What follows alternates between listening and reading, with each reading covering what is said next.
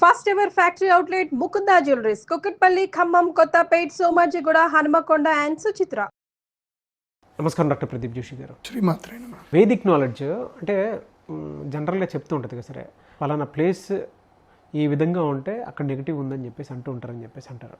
మనం విడిచిపెట్టాల్సినటువంటి స్థలాలు ఏముంటాయి, పోనీ విడిచిపెట్టాల్సినటువంటి ఇల్లు ఏముంటాయి, దాన్ని ఏ విధంగా బాగు చేసుకోవచ్చు అంటే రెమెడీ ప్రకారం కనుక చూసుకుంటే? శ్రీ గురుభ్యో నమః. శ్రీమాత్రే నమః. విడిచిపెట్టవలసిన ప్రదేశాలు, ఇల్లు ప్రదేశాలు అంటే ఇంకా ఇల్లు అన్నీ వస్తాయి. అన్ని ఓకే, ఆఫీస్ అని వస్తుంది, ఇల్లు వస్తుంది, స్థలం వస్తుంది, ప్రతి ఒక్కటి వస్తుంది. ఈ స్థలంలో ఉండకూడదు అని చెప్పి కొన్ని నియమాలు చెప్పారు మనకి. ఎక్కడైతే భూమి ఎలాంటి భూమిని వదిలేయాలి, ఎలాంటి భూమిని వదిలేయాలంటే ఏ భూమిలో అయితే గనక స్వతసిద్ధంగా బొగ్గు పడుతుందో బొగ్గు, అలాగే ఏ భూమిలో అయితే గనక ఎముకలు పడతాయో, ఎముకలు వస్తాయో బయటకి, అలాగే ఏ భూమిలో అయితే గనక కంటక వృక్షాలు అంటే ఏంటి, ముళ్ళ చెట్లు, భయంకరమైన ముళ్ళ చెట్లు ఎక్కడైతే ఏ భూమిలో అయితే పెరుగుతాయో ఆ ప్రదేశాన్ని వదిలేయమని శాస్త్రం చెప్తుంది. ఆ ప్రదేశము ఉండడానికి యోగ్యమైనది కాదు అని చెప్తుంది. కంటక వృక్షాలు పెరిగిన చోటు, ఏ ప్రదేశంలో అయితే గనక, ఏ నేల అయితే గనక స్వతసిద్ధంగా వాసన వస్తుందో అంటే దుర్గంధం వస్తుందో, ఎక్కడైతే ఏ నేలలో అయితే ఆ వాసనకి మనము ఉండలేమో ఆ నేలలో మనము ఉండకూడదు, ఆ ప్రదేశంలో మనం ఉండకూడదు. అలాగే ఇల్లు గనక చూసుకుంటే ఏ ఇంట్లో అయితే గనక పూర్తిగా సరిగ్గా సూర్యరశ్మి పడదో ఆ ఇంట్లో కూడా ఉండకూడదు. సూర్యరశ్మి పూర్తిగా చక్కగా పడనటువంటి ఇంట్లో ఉండకూడదు. వెంటిలేషన్ సరిగ్గా లేనటువంటి ఇంట్లో ఉండకూడదు. ఏ ఇంట్లో అయితే గనక విపరీతమైన బూజు ఉందో ఆ ఇంట్లో ఉండకూడదు. ఏ ఇంట్లో అయితే గనక 10కి మించి బల్లులు ఉన్నాయో ఆ ఇంటిని కూడా వదిలేయాలని చెప్తుంది శాస్త్రం. బల్లులు కూడా ఎక్కువ ఉండకూడదు. ఇంట్లో ఉండొచ్చు కానీ మరీ ఎక్కువగా ఉండకూడదు. ఎప్పుడు ఇంట్లో బల్లి శబ్దం వినిపిస్తుంది అనుకో ఇంకా ఇల్లును వదిలేయాలని అర్థం. బల్లి ఊరికే అరిచిందనుకో ఆ ఇంట్లో ఉండకూడదు అని అర్థం. తర్వాత ఇంకోటి మోస్ట్ ఇంపార్టెంట్, ఏ ఇంట్లో అయితే గనక చెదలు ఎక్కువగా పడతాయో ఆ ఇంట్లో ఉండకూడదు. చెద పట్టిందంటే ఆ ఇల్లు, ఆ ఆఫీసు ఏదైనా సరే ఆ ప్రదేశాన్ని వదిలేయాలి. ఓకే. చెదకి ఉన్న సంస్కృతంలో ఉన్న పేరు ఏంటంటే వీటిని ఏకస్మృతి జీవులు అంటారు. స్మృతి జీవులు అంటే ఏకస్మృతి, వీటికి ఒకటే స్మృతి ఉంటుంది, వీళ్ళకి ఇంక వేరే పని ఏమి ఉండదు. వీటికి ఏకస్మృతి అంటే ఏంటి, తినడం తప్ప వీటికి ఏం తెలియదు, ఇంకా కొరుకుతూనే ఉంటాయి, తింటూనే ఉంటాయి. వాటికి ఇంకా వేరే ఏ పని ఉండదు. వాటికి ఇంకొక వేరే డిస్ట్రాక్షన్ ఉండదు. నిద్రపోవు, ఏం పోవు, ఎప్పుడు కూడా కొరుకుతూనే ఉంటాయి అవి. వాటికి డ్యూయల్ ఇది ఉంటుందన్నమాట లోపల. అంటే మన లోపల 12 గంటలు వీడి పని చేయడం, 12 గంటలు వీడి పని చేయనట్టు వీడి శరీరంలో 2 కణాలు ఉంటాయి. ఒక కణము కొరికే పని చేస్తుంటే ఇంకో కణం పడుకుంటుంది. ఇది అయిపోగానే ఇంకో కణం కొరికే పని చేస్తూ ఉంటుంది. దే నెవర్ రెస్ట్ అనమాట. అర్థమవుతుందా? వాటికి ఉన్న మెమొరీ ఏంటంటే ఓన్లీ కొరకడం అంతే, ఇంక వేరే మెమొరీ ఏం లేదు వాటికి. అందుకోసమే ఏకస్మృతి జీవి అంటారు. ఈ సృష్టిలో మొత్తం మీద ఏకస్మృతి జీవి అంటే అదొక్కటి మాత్రమే. చెదకు మించిన శక్తి ఇంకోటి లేదు. దాన్ని ఏకస్మృతి జీవి అంటారు. ఇది ఎంతమందికి తెలుసు మీకు? ఫస్ట్ టైం కనుక విని ఉంటే మీరు ఫస్ట్ టైం అయ్యాడు అని పెట్టండి. ఎందుకోసమంటే ఇవన్నీ ఎవరు చెప్పరు. చాలా పుస్తకాలు చదవాలి, చాలా గ్రంథాలు చదివితే తెలుస్తుంది మనకి. మనం చీమల గురించి మాట్లాడుకున్నాం, ఏకకణ జీవి అని మాట్లాడుకున్నాం. దీన్ని ఏకస్మృతి జీవులు అంటారు. ఇవి ఎక్కువ అడవిలో ఉంటాయి, అడవిలో చెట్లకు పడతా ఉంటాయి, కింది నుంచి మట్టిని తీసుకొచ్చి పైకి వేస్తాయి. వీటి వల్ల నేచర్లో ఒక ఉపయోగం ఉంది, ఒక నష్టం కూడా ఉంది. చెదల వల్ల ఏంటి సార్ అది? చెదల వల్ల దీనికి మంచిది కాదు, ఏది ఇంటికి మంచిది కాదు. ఇంటికి చెదబట్టకూడదు. ఇంటికి చెదబట్టిందంటే ఆ ఇంటి వదిలేయాలి, లేదంటే ఆ ఇల్లు మొత్తం కూల్చేసి మొత్తం కూడా వేప మందు కొట్టేసి అన్నీ చేసుకొని చేయాలి. కానీ ఈ చెదకి ఉన్న ఒక గొప్ప గుణం ఉంటుంది. చెద పురుగు చేసే ఒక మేలు, మనిషికి చేసే మేలు ఏంటి తెలుసా? ఈ చెద పురుగు భూమి లోపల నుంచి దాదాపు ఒక 15 ఫీట్ల నుంచి భూమి లోపల నుంచి సారవంతమైనటువంటి ఔషధీ గుణమైన మట్టిని బయటకు తీసుకొస్తుంది. దానికి ఆ గుణం ఉంది. ఎప్పుడైనా చెట్టుకి చెదలు పట్టినప్పుడు నువ్వు చూడు, మట్టి మొత్తం కూడా పైన కప్పుకుంటుంది. అది దానికి ఎండబడదు. ఎండ వస్తే చచ్చిపోతుంది. అది ఎండబడకుండా ఏం చేస్తుంది అంటే మట్టిని మొత్తం కప్పుకుంటుంది. కప్పుకొని ఎంత ఇంజనీరింగ్ టెక్నాలజీ తెలుసా వాటిది, సూపర్ కట్టుకుంటాయి వాటి మట్టిని. మంచిగా కన్స్ట్రక్షన్, నీట్గా కన్స్ట్రక్షన్ చేసుకొని ఒక గుహలాగా తయారు చేసుకొని ఆ చెట్టును మొత్తం కొరికేస్తూ ఉంటాయి. మీరు ఎప్పుడైనా అబ్జర్వ్ చేశారా చెట్టుని ఎప్పుడైనా చెట్టుకి చెదలు ఎట్లా పడితే ఒకసారి చూడండి. చెదబట్టింది మనకు కనబడదు, పైన చూస్తే మంచిగా ఉంటుంది కానీ లోపలంతా తినేస్తూ ఉంటుంది చెదబట్టింది. కొంచెం చూస్తే చదువు చూసినప్పుడు చూస్తే మట్టి పైకి పేర్కొంటుంటుంది. ఆ మట్టికి ఒక గుణం ఉంటుంది, అద్భుతమైన మట్టి అది. ఆ మట్టిని తీసుకొని తేనె కలుపుకొని ఎక్కడైతే దద్దులు కురుపులు అవుతాయి కదా, ఇవి గండు చీమ కుట్టినా కందిరీగ కుట్టినా కొన్ని రకమైనటువంటి కురుపులు ఉంటాయి. ఆ కురుపులకి స్కిన్ ఎలర్జీస్కి అది ఒక మంచి ఔషధం. ఆ మట్టిని తీసుకొని దాంట్లో తేనె కలుపుకొని లేపనం చేసుకుంటారు. కాలిన గాయాలకు చాలా అద్భుతమైన ఔషధం అది. కాలిన గాయాలైతే తేనె పెట్టుకోవాలి. ఈ మట్టితోటి తేనె పెట్టుకున్నాం అనుకోండి తొందరగా హీల్ అయిపోతుంది. సో ఇవన్నీ కూడా ఆయుర్వేదంలో కొన్ని దాంట్లో చెప్పుంటారు. మట్టితోటి కూడా ఆ లోపల ఉండే మట్టి సారవంతమైన మట్టితోటి శక్తి బాగుంటుంది.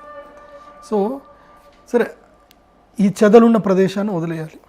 మళ్ళీ ఎక్కడైతే ఎలుకలు విపరీతంగా ఉంటాయో ఆ ప్రదేశంలో కూడా ఉండకూడదు. ఎలుకలు ఉండే ప్రదేశంలో ఉండకూడదు.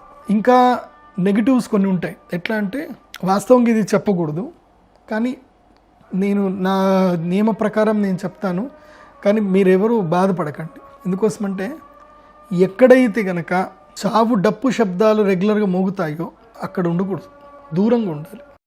కానీ ఇప్పుడు ఊర్లోనే శ్మశానాలు అయిపోయింది, డప్పులు రోజు మోగుతూనే ఉంటాయి. అది తప్పదు, కానీ అలాంటి ప్రదేశంలో ఉండకుండా ఉంటే మంచిది.